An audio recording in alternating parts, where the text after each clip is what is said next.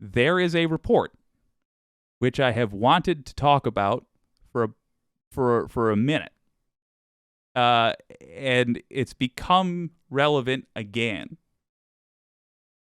The Trumps stole our stuff. Let's have the quickest of ganders at this report because it's wild. And I didn't think I could be shocked by something that the Trumps did. But once again, shocked.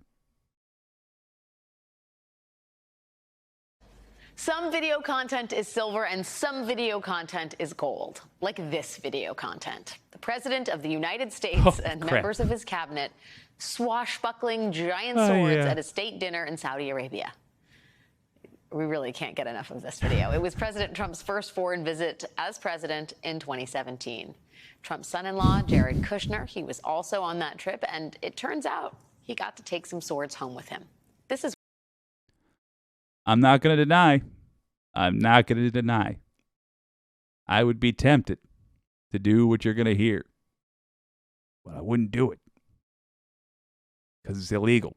One, engraved with pictures of a crescent moon. It comes with its own custom scabbard, wrapped in sheets of gold. Jesus. The Saudis gave this sword to Jared Kushner as a gift when he visited the country in 2017, and it is priced at around $5,400. The Saudis gifted Kushner a second sword for good measure. It sort of looks like the one Trump was dancing with, and it is valued around $3,000. And look, Jared Kushner is not the first government official to receive a lavish gift from a foreign official. Gift giving is a weird part of diplomacy. But a gift from a foreign leader does not belong to the government official. It belongs to the government. And all government employees, including the president, are required by law to report to the State Department exactly what was given to them, who it was from, and then turn it over to the National Archives for safekeeping. And it turns out when Kushner took those... When they say it belongs to the... When Alex over there says... Alex Wagner over there says it belongs to the government. Just let me be clear. It belongs to you and me. Like, it's wild to me that people don't get angrier when something was stolen from the government. Because that's ours.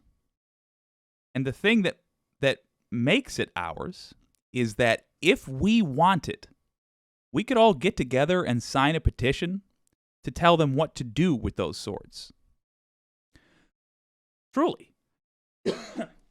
we have a say in what happens specifically to those silly-ass swords. I don't know why we would, but it's our right to do that. We can't all get together get together and sign a petition and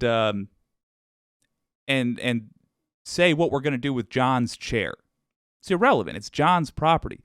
But when something belongs to the government, such as a bejeweled sword, it's ours. So this is literally stealing our treasure.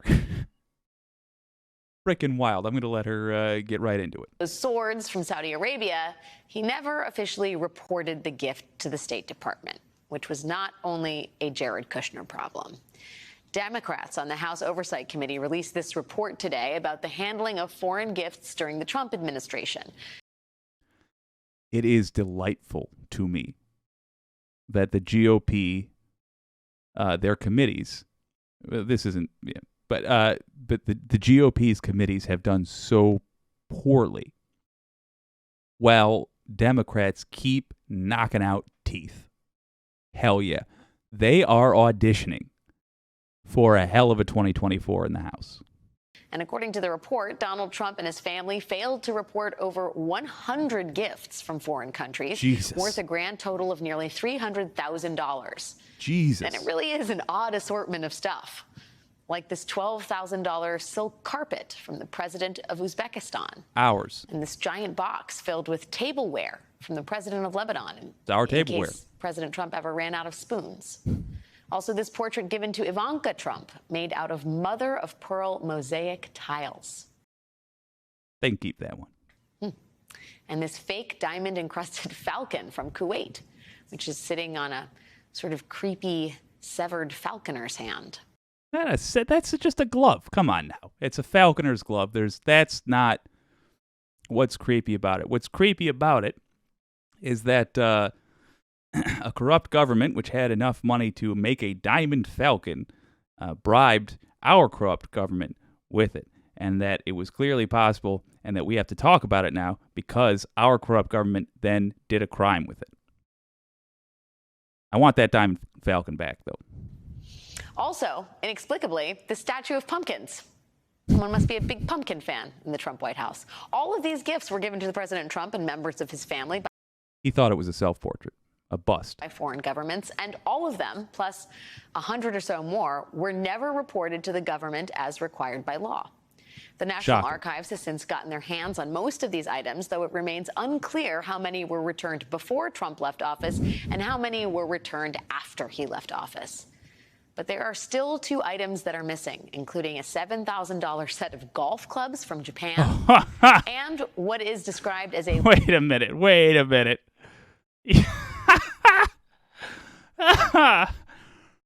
Okay. 2 items are missing. It's the golf clubs and a giant portrait of Trump. larger-than life-sized painting of Donald Trump commissioned by the president of El Salvador. Who do you reckon? In the Trump crew didn't return their stuff? The $7,000 golf clubs and the larger-than-life sized painting of that buffoon. Who didn't return their stuff?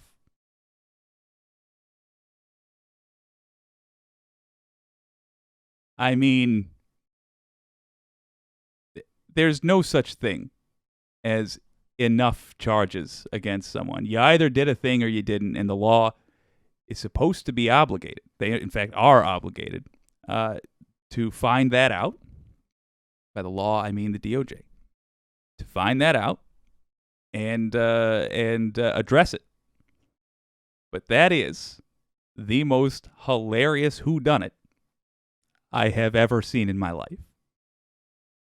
Which tells you a lot about Trump's passions. Golf and himself. Oh, get him.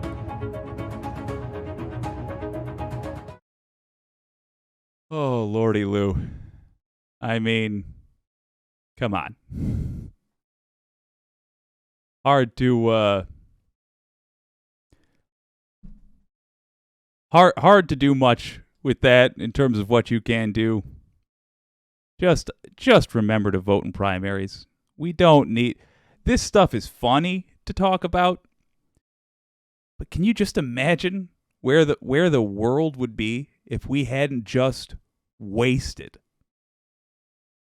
multiple years of American existence being run by a clown who steals tchotchkes. Expensive tchotchkes, I guess, but tchotchkes. That's where his efforts were going. Personally enriching himself. Where are our efforts going now? Finding out what he did with his time and going about all the work of making it right and yada, yada, yada. You imagine if over those last few years we had been working towards productive things? We had been funding electric vehicles to make them cheaper. If we had been getting ahead of this supply line business, if we and actually making our own microchips, if we had been working on Medicare for all or housing for the homeless or, things that are required. I mourn the accomplishments lost to nonsense. Here's my goal for 2024, and I hope you share it. I would like us to absolutely saturate American government with Democrats. Whether they are true progressives or only Democrats in name, I don't care. Obviously, I'd prefer progressives, but my point is, I want an absolute, undeniable wave of Democrat victories because it will accomplish two things that will make literally the rest of all of our lives better. The harder we work this year, the more likely we are to improve the entire rest of our lives. Thing number one, it will kill the Republican Party as it exists today. Even if the name stays on another organization that takes its place, the Republican Party of my generation, this clown show that has existed only to fleece the American people, all it is a group of folks who are willing to steal from you and me, who have worked on their sales pitch for telling us that their theft is somehow for our benefit. That's all they are. It's their only interest. That'll end if we can get House, Senate, presidency, an overwhelming majority. The other thing that's going to happen, if we get that, we are going to pass the greatest legislation that America has ever seen. I'm talking about New Deal type stuff. I'm talking about beating that. Why? We have the technology at our disposal. We have the political knowledge now as a country, as a voting populace. We have the political knowledge to understand how to move our politicians. Shows like this are going to keep cropping up, telling people how to move their politicians.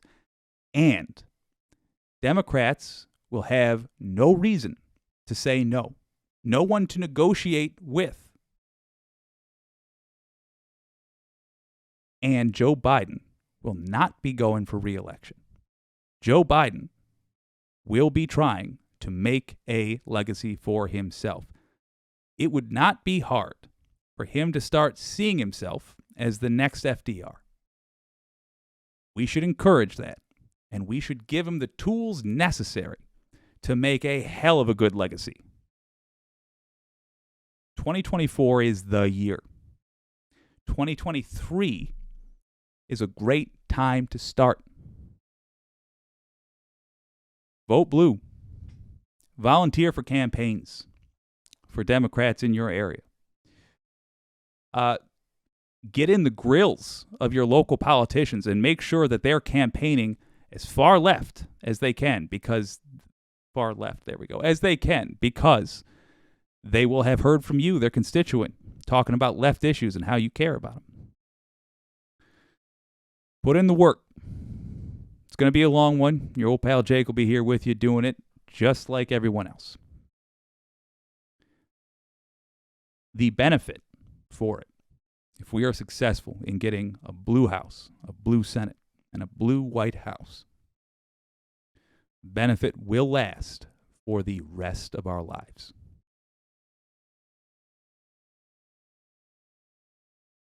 I don't blame Kushner for taking those swords. Those swords were cool as fuck.